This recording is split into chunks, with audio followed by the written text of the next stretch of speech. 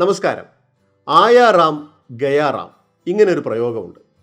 കൂട് വിട്ട് കൂട് മാറുന്ന പോലെ ഓരോ മുന്നണിയിലേക്കും ചാഞ്ചാടി അധികാര കസേര ഉറപ്പിക്കുന്ന രാഷ്ട്രീയക്കാരെ കളിയാക്കുന്ന ഒരു ഉത്തരേന്ത്യൻ പ്രയോഗമാണിത്. ഓരോ തെരഞ്ഞെടുപ്പ് കാലത്തും മുന്നണി മാറുന്ന ചെറിയ പാർട്ടികളൊക്കെ നമുക്കറിയാം. വലത് ഭരിക്കുമ്പോൾ അവിടെയും ഇടത് ഭരിക്കുമ്പോൾ ഇവിടെയും മന്ത്രിയാകുന്ന ഏകാംഗ പാർട്ടിക്കാരെ നമുക്ക് നല്ല പരിചയമുണ്ട്.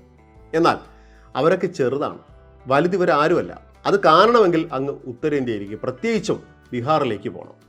നിതീഷ് കുമാർ മറുകണ്ഠം ചാടുന്നവരിലെ അതികായനാണ് ഇദ്ദേഹം. ഇദ്ദേഹത്തിൻ്റെ രാഷ്ട്രീയ ജീവിതത്തിൽ അധികവും ഇത് തന്നെയാണ് സംഭവിച്ചത്. 1994 ജനതാദളിൽ നിന്ന് രാജിവെച്ച നിതീഷ് ജോർജ് ഫെർണാണ്ടസിനൊപ്പം സമതാ പാർട്ടി രൂപീകരിച്ചു. 1996 BJPയുമായി കൂട്ടുകൂടി വാജ്പേയി സർക്കാരിൽ ക്യാബിനറ്റ് മന്ത്രിയായി. അവിടെയും തീർന്നില്ല. 2000 മുഖ്യമന്ത്രിയാവുകയും 2003 ജനതാദൾ യുണൈറ്റഡുമായി തൻ്റെ പാർട്ടിയെ ലയിപ്പിക്കുകയും ചെയ്തു. 2005 നടന്ന നിയമസഭാ തെരഞ്ഞെടുപ്പിൽ BJPയുമായി കൈകോർത്ത അദ്ദേഹം ബീഹാർ മുഖ്യമന്ത്രിയായി ചുമതലയേറ്റു. പിന്നീട് 2010 നടന്ന തെരഞ്ഞെടുപ്പിലും നിതീഷ് തന്നെ മുഖ്യമന്ത്രി. നരേന്ദ്രമോദിയുടെ വരവോടുകൂടിയാണ് അദ്ദേഹം BJPയുമായി അകലുന്നത്. അക്കാലത്ത് നരേന്ദ്രമോദിയുടെ കടുത്ത വിമർശകനായിരുന്നു നിതീഷ്. 2014 പ്രധാനമന്ത്രി സ്ഥാനാർത്ഥിയായി നരേന്ദ്രമോദി വരുമെന്ന് ഉറപ്പായതോടെയാണ് മുന്നണിയുമായി നിതീഷ് ഉടക്കുന്നത്. 2013 BJP സഖ്യം വിട്ടു.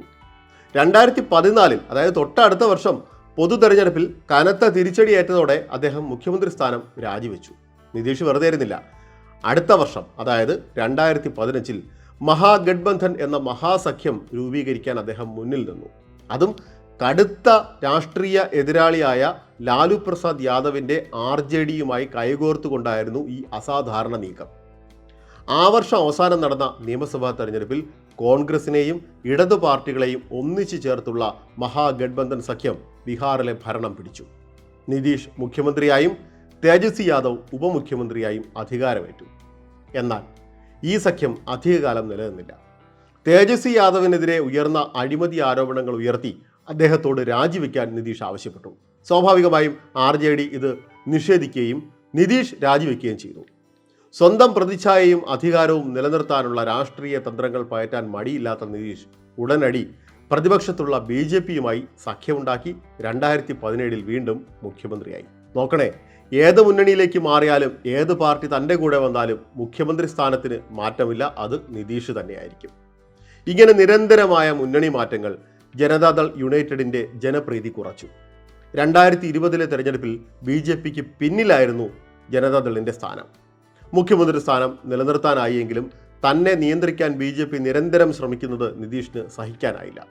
BJPയോട് ഇടഞ്ഞ അദ്ദേഹം 2022 രാജിവെച്ചു.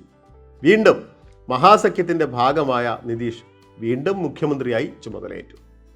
2 വർഷം തികയ്ക്കും മുൻപേ ആ സഖ്യവും നിതീഷ് ഇപ്പോൾ ഇതാ ഉപേക്ഷിച്ചു. വീണ്ടും BJPയുടെ പിന്തുണയോടെ അദ്ദേഹം മുഖ്യമന്ത്രിയായി. അടുത്ത വർഷം അവസാന പാദം വരെ കാലാവധിയുള്ള ബീഹാർ നിയമസഭയിൽ ഇനി എത്ര തവണ കൂടി നിതീഷ് സർക്കാരുകൾ രൂപീകരിക്കും എന്നത് അദ്ദേഹത്തിന് മാത്രം നിശ്ചയമുള്ള കാര്യം. പ്രതിപക്ഷ ഐക്യത്തിനായി മുന്നിട്ടിറങ്ങിയ നിതീഷിൻ്റെ മറുകണ്ഠം ചാടൽ കോൺഗ്രസ് അടക്കമുള്ള ഇന്ത്യ സഖ്യകക്ഷികൾക്ക് വലിയ തിരിച്ചടിയാണെന്നതിൽ സംശയമൊന്നുമില്ല. ലോക്സഭാ തെരഞ്ഞെടുപ്പിന് മാസങ്ങൾ മാത്രം അവശേഷിക്കെ പുതിയ പ്രതിസന്ധി അവർക്ക് മറികടന്നേ പറ്റൂ. അല്ലെങ്കിൽ പ്രതിപക്ഷ സഖ്യം അസ്ഥിരമാണെന്ന BJPയുടെ വാദങ്ങളെ അത് ശരിവെക്കും. നിതീഷിൻ്റെ മാറ്റം 40 ലോക്സഭാ സീറ്റുകളുള്ള ബീഹാറിൽ BJPക്ക് അനുകൂല ഘടകമാകും. സീറ്റ് വിഭജന ചർച്ചകളെ ചൊല്ലി പഞ്ചാബിൽ ആം ആദ്മി പാർട്ടിയുമായും പശ്ചിമ ബംഗാളിൽ തൃണമൂൽ കോൺഗ്രസുമായുമുള്ള കോൺഗ്രസ് ബന്ധം നേരത്തെ തന്നെ വഷളായിരുന്നു. പ്രതിപക്ഷ സഖ്യത്തിൻ്റെ ഭാഗമായ ആം ആദ്മി പാർട്ടിയും തൃണമൂലും ഒറ്റയ്ക്ക് മത്സരിക്കും എന്ന നിലപാടിൽ ഉറച്ചു നിൽക്കുകയാണ്. ഈ സാഹചര്യം നിലനിൽക്കെയാണ് ബീഹാറിൽ RJD-JDU സഖ്യം തകർന്നു വീഴുന്നത്. പുതിയ രാഷ്ട്രീയ സാഹചര്യം സംസ്ഥാനത്ത് തങ്ങൾക്ക് യാതൊരു കോട്ടവും ഉണ്ടാക്കില്ല എന്നാണ് BJPയുടെ വിലയിരുത്തൽ. RJDയെ നയിക്കുന്ന ലാലു പ്രസാദ് യാദവിൻ്റെ അഴിമതിക്കും അക്രമങ്ങൾക്കും എതിരായ നീക്കമായാവും നിതീഷുമായി വീണ്ടും കൈകോർക്കുന്നതിനെ BJP ന്യായീകരിക്കുന്നത്. നിതീഷ് വീണ്ടും മുന്നണിയിലേക്ക് എത്തുന്നതിൽ BJP സംസ്ഥാന ഘടകത്തിന് വലിയ എതിർപ്പാണുണ്ടായിരുന്നത്. എന്നാൽ കേന്ദ്ര നേതൃത്വത്തിൻ്റെ ഇടപെടൽ നിർണായകമായി. തുടർച്ചയായി മുന്നണി മാറ്റങ്ങൾ ഉണ്ടാകുന്നുവെങ്കിലും മുഖ്യമന്ത്രി സ്ഥാനം നിതീഷിൽ ഭദ്രം. പക്ഷേ അദ്ദേഹത്തിനുള്ള ജനപ്രീതിയും പാർട്ടിയുടെ തെരഞ്ഞെടുപ്പുകളിലെ പ്രകടനവും പ്രതീക്ഷയ്ക്ക് വക നൽകുന്നതല്ല. 2010 നിയമസഭാ തെരഞ്ഞെടുപ്പിൽ 115 സീറ്റായിരുന്നു പാർട്ടിക്കുണ്ടായിരുന്നത്. ഈ അക്കം ഓർക്കണം, 115. എന്നാൽ 2015 ഇത് 71, 2020 41 കുറഞ്ഞു.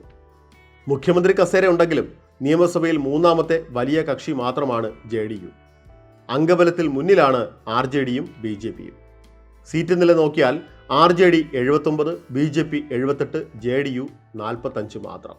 എന്നാൽ എന്തൊക്കെയായാലും ഏതൊക്കെയായാലും മാറിമറിയുന്ന ബീഹാർ രാഷ്ട്രീയം എന്താണ് കരുതി വച്ചിരിക്കുന്നതെന്ന് കാത്തിരുന്നു തന്നെ കാണാം. കാരണം കിങ് മേക്കർ ആവുന്നത് എപ്പോഴും നിതീഷ് കുമാറാണ്. അത് എത്ര കാലം തുടരുന്നു എന്നുള്ളതാണ് ഇനി അറിയേണ്ടത്.